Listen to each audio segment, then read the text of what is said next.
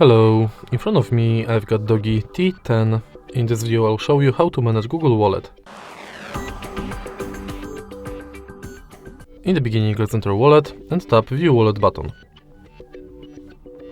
As you can see from the homepage of this app, you can add payment cards, check quick tips and manage your passes. Also you can add new passes like Transit Pass, Loyalty and Gift Card.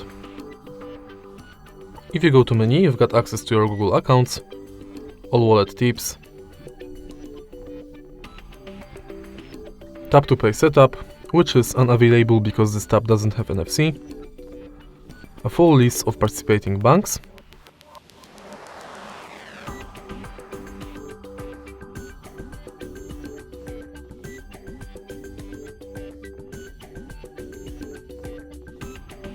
and password manager, when you can save your passwords and manage them. Then you can go to your data in wallet, where you can manage payments data and passes data.